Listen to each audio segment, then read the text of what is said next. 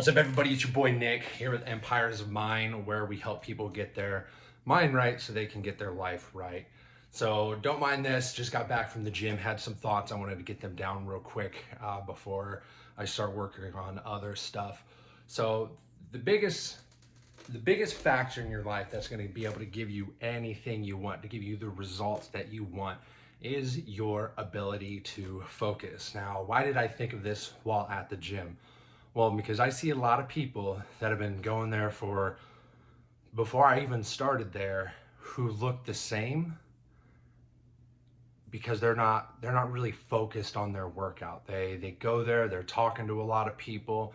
I see them lift weights, but they could do more. Like they could actually lift heavy weights. Now, that's not to dog on them. I don't know their problems. Maybe they have a shoulder injury, some kind of injury. But what I do notice is people don't really the people who get the most results at the gym are the people who actually focus on what they're doing. Focus on, if they're on a bench press, getting it right, making sure their elbows are in place, making sure they focus on their chest. They feel that stretch, they feel that contraction. And you'll see people who don't do it. They just bah bah bah. They just bust them out because they think that's what has to be done.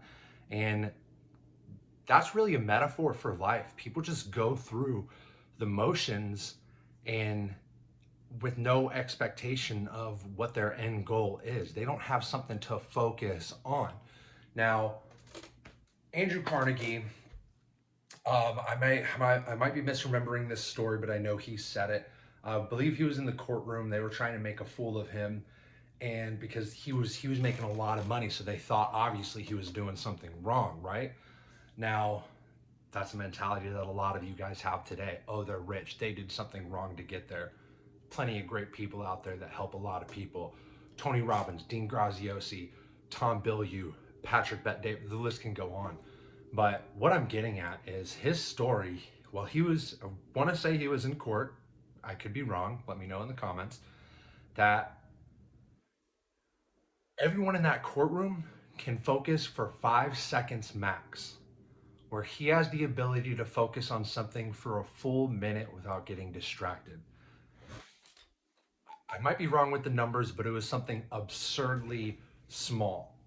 And if you actually go and think about that, if you become aware of your own thoughts, like let's use manifestation as an example.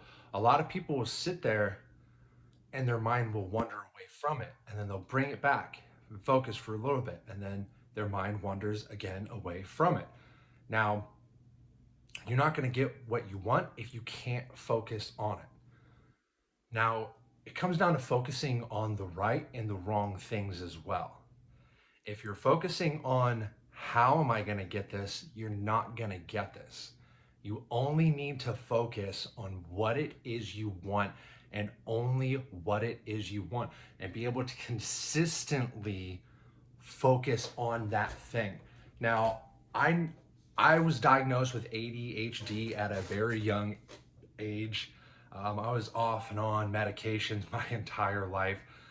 And what I've noticed is that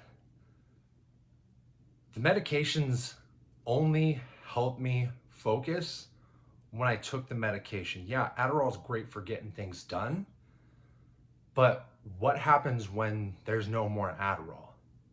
Any of you that were on it during the pandemic know exactly what I'm talking about. There was a huge shortage of it and people weren't getting their medication. Well, what happens? They weren't able to focus because they didn't have their crutch. All it is a crutch. Yeah, it can come in handy, but do you want to rely on that for the rest of your life? Probably not. We don't know the long term consequences of what that does.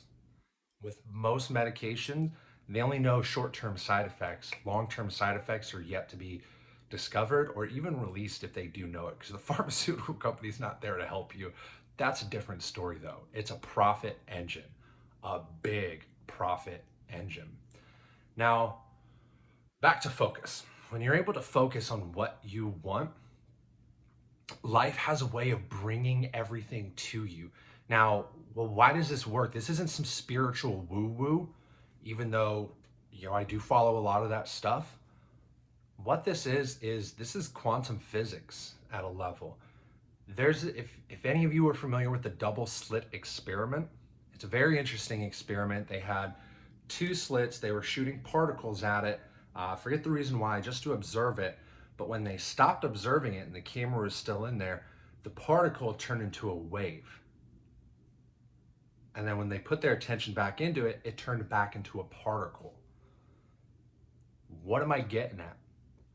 Life is affected by your focus, by your attention on things. How many of you only focus on the fact that you don't have someone in your life, and that's all you're getting? How many of you are focused on the person in your life that only does the wrong things, that doesn't do enough, and that's what you're getting more of? This is something crazy, and I'm gonna chalk it up to something Dr. Wayne Dyer said. When you change the way you look at something, what you look at changes. And I've done this in my own life. I've had problems with significant others where all I could focus on was their flaws. And that's what I got more of, was the flaws and them doing the things I didn't want them to do.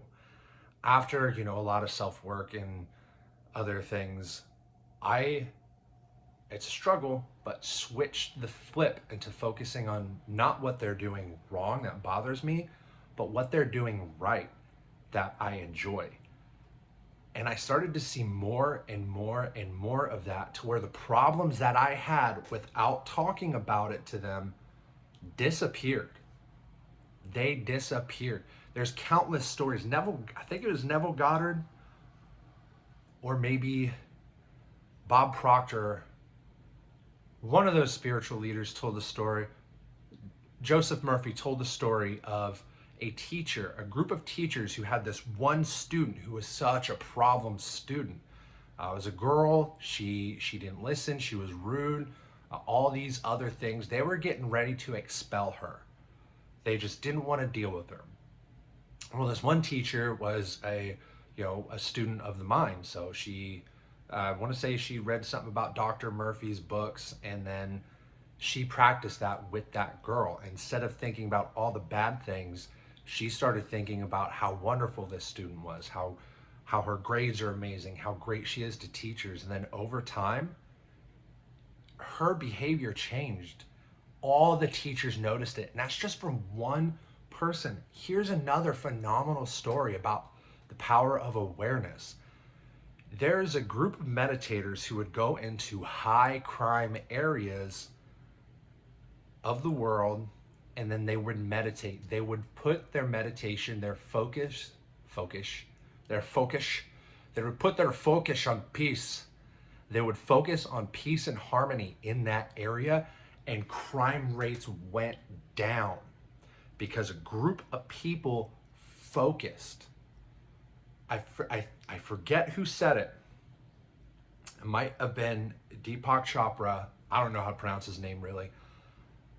All you need is 1% of the population to focus on the good, and that is what will happen. So if you only had 1% of the entire world focused on peace and prosperity, that's enough to change the global consciousness. You see, everything's connected. Everything's connected. We only see a small portion of light. Less than 1% is what we see. That's why we have all these high-tech cameras and all this other stuff that monitor the sun, James Webb Telescope, the Hubble Telescope. They see things we can't see. They see light in a way that we can't see, and all of that is connected in a certain way. We've all had that experience where you think of something, you get the call, you get the text, or you know exactly what the person you're talking to is about to say, because there's a connection. All that is all one. All is in the all. Everything is part of the same thing. I know this is getting a little out there, woo woo, but it's true. Everything's connected in an invisible thing of energy. Physics knows it. String theory is a thing. They're able to separate two particles 15 miles apart, tickle one. I don't exactly know how you tickle a particle, but they tickled it, and then the opposite one reacted immediately. Immediately. Yo, animals know when there's going to be a natural disaster. You don't see birds at the beach when there's a tsunami, because it's all connected. They are aware of this field that we have lost touch with. Everyone knows about auras. Apparently that's a popular phrase now. It's got to mean aura. That's cool. I dig it. It's wrong, but I dig it.